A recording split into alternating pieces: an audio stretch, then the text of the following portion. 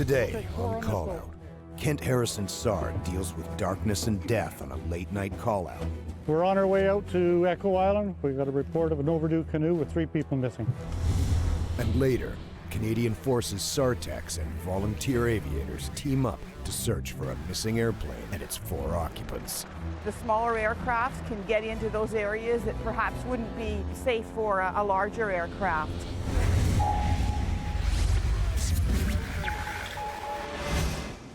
Monday, 10:13 p.m. Kent Harrison search and rescue converge at a public boat launch in Harrison Hot Springs, British Columbia. 3 people in a canoe, overdue, supposed to be back at 5 o'clock. They're out on Harrison Lake. It's dark now. Brothers Derek and David Patterson and David's wife Michelle had set out on a canoe trip at noon that day and were expected back at 5:30 p.m., nearly 5 hours ago. They were reported missing by their sister, Amanda Fox. Amanda and her husband Stan had already done a search of their own. We drove up around the lake, figuring maybe, you know, they might have tipped over and they landed on the shore, but they didn't feel like walking or carrying their canoe all the way back. A small vessel capsizing would not have been an unusual occurrence on Harrison Lake. Its unpredictable conditions are notorious. In any small boat, not just a canoe, in anything less than 12 feet, you'd find that once you got out into the southern part of the lake, you'd find it pretty choppy. And it's an ugly chop. It's not just a bunch of breakers, it's just all over the place. The trio had planned to spend the day at Echo Island, a largely uninhabited spot 4 kilometers north of their launching point. Echo Island is just far enough away with the binoculars I had, we could have seen them if they're on their way back, which we didn't see anything. With no sign of their missing loved ones and no boat to take them to the island, Stan and Amanda dialed 911 to request search and rescue. My 2 brothers and my sister-in-law. It is now past 10 p.m., pitch black, and Kent Harrison SAR are launching their 20-foot aluminum boat, the Shearwater.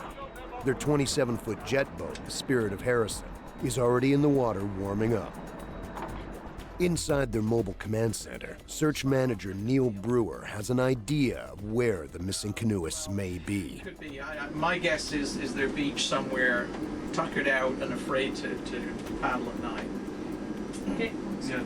Is there anywhere they could actually stay there? Since the eastern side of Echo Island is dotted with cottages and people, the lost canoeists are most likely either stranded on the uninhabited southern tip or on Marguerite and Camille Islands. Neil sends the Spirit of Harrison to scan these areas, while the smaller Shearwater is tasked to search around the mainland. We could see the search and rescue lights from our front porch, and so we were just kind of watching and waiting and, you know, hoping everything was fine. Before long, the crew of the Shearwater spots some items floating in the water. A cooler bag. A few short minutes later, they find a canoe paddle, another ominous sign. Anything from the Spirit? Almost simultaneously, Command receives a report from the Spirit crew, now searching the shoreline of Echo Island. We circled the islands, 2 little islands, then proceeded around the southern tip of Echo Island, and within 10 minutes we had spotted the canoe. At that point I panned my searchlight up the shore and spotted what appeared to be someone laying there. I wasn't close enough to really see what it was. Then I thought, oh boy, here we go. We found 1 subject on shore, and we're going in to see if we can find the other 2 subjects. Over. As the Spirit goes in for a closer look, Dan hears people shouting out to the crew from high above on the rocks. Just then, the Shearwater arrives on scene. 2 subjects are seen scrambling down the rocks to join Dan and his team on the beach. Everyone converges around the inert figure of Derek Patterson. Need an ambulance?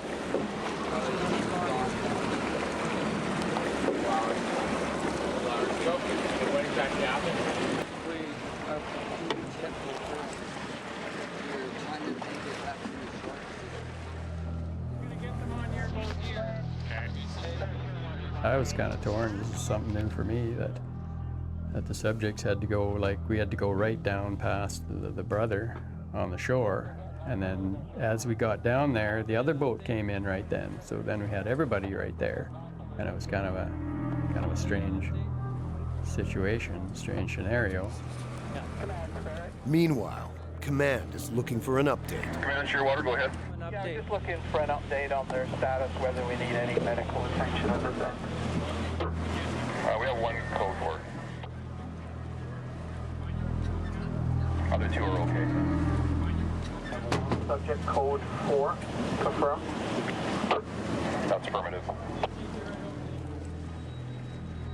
I didn't expect that we would be dealing with any deceased persons that night. I think I was hopeful that these people were sat on a beach somewhere and it had simply got dark on them and they were waiting for daylight to come home. Command, Barrett. I think at this point, Shearwater stay on scene with the code 4, and the Spirit brings the other 2 subjects back. I think it would be a little more comfortable in the cabin on the Spirit just to keep them warm. The team is shaken, but they focus on the task at hand. Get the survivors warmed up and off the island. We have Michelle and David on shore, transporting them back to you. Over. The Shearwater crew will remain on scene with the deceased subject.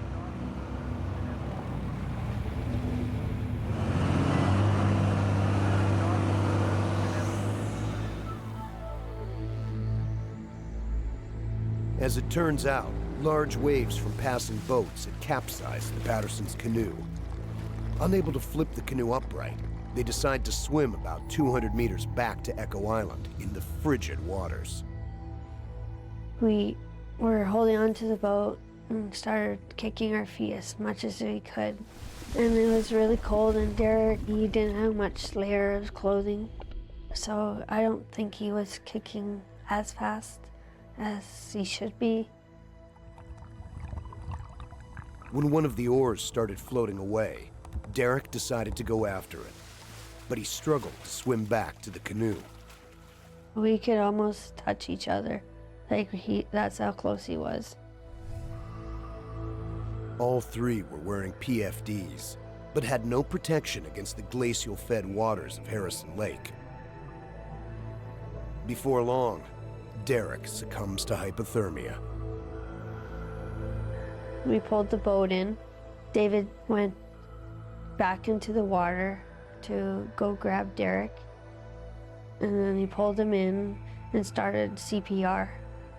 And nothing was happening. I came over and saw David crying because he said he's dead, and I couldn't believe it. I thought he was unconscious or something. I thought he was still alive.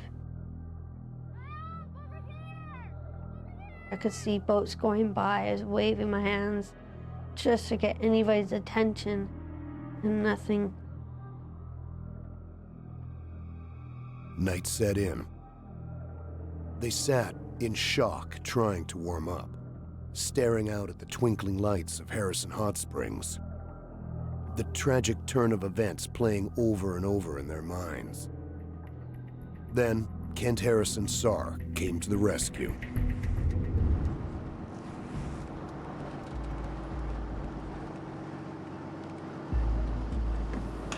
So, Rita, he says his sister just lives across the street. Yeah, but the officer's here. We're waiting for the ambulance. Can somebody take him? After bringing David and Michelle to dry land, the Kent Harrison search and rescue team goes back out to recover the deceased subject as well as the canoe. Their night won't end until 2 in the morning. Tonight, Kent Harrison has brought some comfort and closure to a family that now begins another journey. A journey of grief and remembrance. For Kent Harrison, it's yet another chapter in a book of rescues written daily in Canada's vast but unforgiving landscape. I think the group that we have, some of them have been with us for as long as 25 years. They're very seasoned, they're very empathetic, they're family people. They're certainly not heroes, they're not out there like Rambo. They're just very good, I think, genuine people who can size up a situation and know how to deal with it.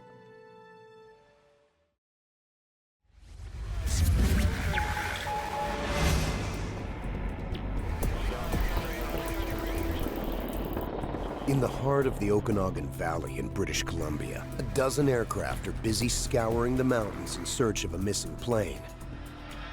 A Piper PA-24 Comanche and its 4 occupants were reported overdue 7 days ago.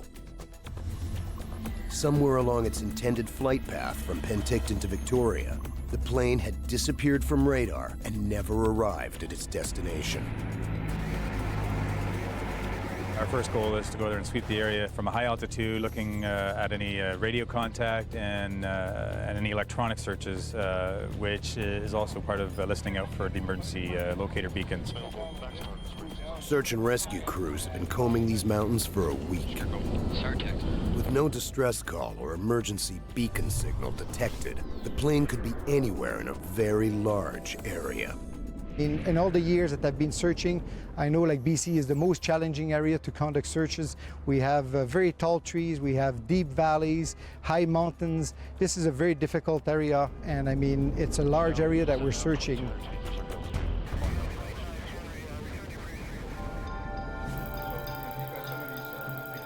Behind this massive search effort are not only military crews, but civilian ones as well. Civilians such as Dave Qualley, a private pilot from Vancouver. For me, this is day 2. I've just joined the search yesterday, so in some ways I'm a little fresher than some of the other pilots, so it's going to give me a chance to give them some relief so they can take a day or 2 off. Which aircraft are up from here that will be coming back today? The civilians gathered here at the Kelowna airport all belong to the Civil Air Search and Rescue Association, CASARA, a volunteer organization with over 2,500 members across Canada. CASARA's role in search and rescue is to provide supplemental air capability for searches, whether it be helping the Canadian military do air searches for downed aircraft, or whether it be helping the RCMP find missing persons. CASARA volunteers contribute by piloting their own plane or by acting as navigator or spotter. A typical search crew is made up of 1 pilot, 1 navigator, and 2 spotters. Naturally, a pilot must be qualified to fly a plane. A navigator, on the other hand, must undergo standard training, but does not need to have a pilot's license. Their job is to keep track of the maps, navigate the plane to get me to the search area, and once we're in the search area, to document the area we cover.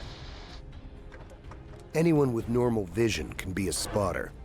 A spotter's job consists of visually scanning the search area for any clue. Their sole job is to look out the window and nothing but. So in a way, they're the most important people on board the plane, because without them, we're just out flying around.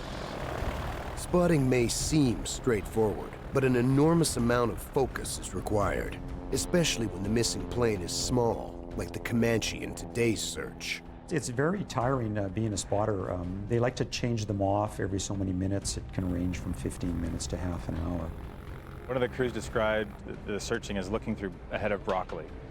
And it was a great analogy because certainly the types of trees and the shrubs indicate that there's a lot of space below, but with the canopies this time of year, it's hard to see through the treetops. Trained spotters are a valuable asset and are therefore often called upon to sit on military aircraft. We sit in these lovely bubble windows and try hopefully to find the missing object. The missing Comanche and its 4 occupants could be anywhere along the Penticton-Victoria corridor. To keep track of the progress, the large search area is divided into grids, which are assigned to the crews. It's then up to each individual navigator to construct their flight plans. They would then plan how they would approach their particular area.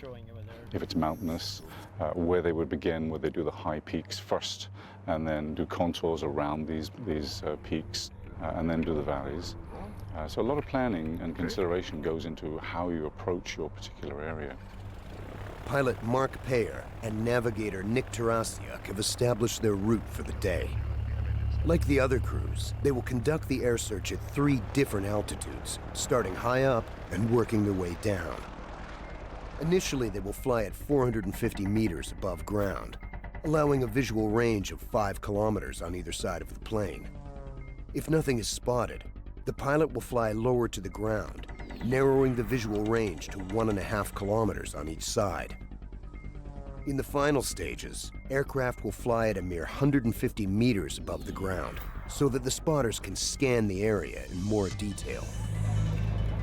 That's where we're at on day 7, getting closer, lower to the ground, getting in between the trees, and trying to pick up any anomalies in the landscape, such as a broken tree, a swath cut, something that looks unnatural that a trained spotter would know to look for.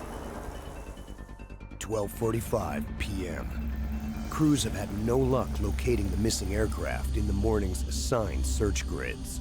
It's a new area for us, so no joy. After quickly refueling their planes and their stomachs, they're back out again.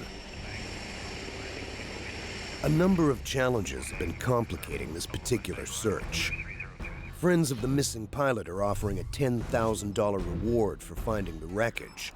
Independent searchers have taken to the skies and are posing a safety risk to military and CASARA crews. Furthermore, smoke from neighboring wildfires is reducing visibility. This has probably been one of the worst fire seasons since 2003 for British Columbia. It creates a haze in the air, which lessens our visual acuity. It's important to keep situal awareness when you're flying low level in the mountains and being able to see all the aircraft. It also hampers our vision on the ground too, and that's an important factor. Forest fires, weather conditions, and air traffic are closely monitored by the search coordinators from inside their temporary base. Besides coordinating and tasking crews, CASARA also works hand in glove with military search and rescue. If a CASARA plane spots the missing Comanche aircraft or any of its occupants, search coordinators will notify the Canadian Forces. The SARTEX will then parachute to the site to rescue the subjects. In this incident, however, the likelihood of survivors is very low. Another approach will be taken. If it's later during the search, we'll be using helicopters and hoist the SARTEX to the site and conduct the investigation on the location. In this particular call-out, the military is highly involved. But in some cases, particularly when the incident is in a remote area, CASARA will perform on its own. They understand the local area weather patterns. They know the habits of the local pilots. They know the choke points for weather and VFR routes and the like. We're very mobile. We can pretty well operate anywhere. As long as we have an aircraft and a crew, we can set up in any hangar. And all we need, is just a place with a phone and where we can lay out our maps and we can plan a search. CASARA base, go ahead. A lot of those cases will turn out to be false alarms. So we can react to that fairly quickly, determine it's a false alarm, and save the Canadian military from launching some of their heavier assets. Operating a military aircraft costs $8,000 to $10,000 per hour versus $180 to $230 for a CASARA plane. That's a big savings for the taxpayer, making CASARA an extremely cost-effective and versatile asset in search and rescue missions. The sun is fading. Search teams must stand down for another day. Even though you still see daylight out, we're realizing that with shadows and everything, the effectiveness starts dropping off at about 5 or 6 o'clock. Everyone is feeling the fatigue of a week-long search, but they're not ready to give up yet. Off again tomorrow morning. We'll probably do another couple of sorties out. Yep. A lot of energy, especially amongst volunteers. They've got this gung-ho attitude. They want to get out there and find people. And it's hard to slow them down or tell them to take some time to themselves. So every once in a while we have to start looking at each other, making sure that fatigue isn't setting in. And the long-term players, we tell them to take a day off every once in a while and try to bring in new, fresh blood. And if we need to call you back again, we'll give you a couple hours notice at least. You know, everyone's hoping that we'll come across more clues with investigations and find something tomorrow with the good weather ahead. And sure enough, the Piper Comanche is finally spotted the next morning on day 8 of the search. The wreckage is on a mountainside near Penticton. There are no survivors. The searcher's job is done. It's now up to investigators to look into the cause of the crash. As for the members of CASARA, it's time for them to get back to their lives. All volunteers, they put in their own time and they work, some of them. So it's a matter of them juggling their job and volunteering to do this, and oftentimes away from home. Call-out search and rescue features real stories filmed live by search and rescue teams during actual missions. Find out more at calloutsar.tv.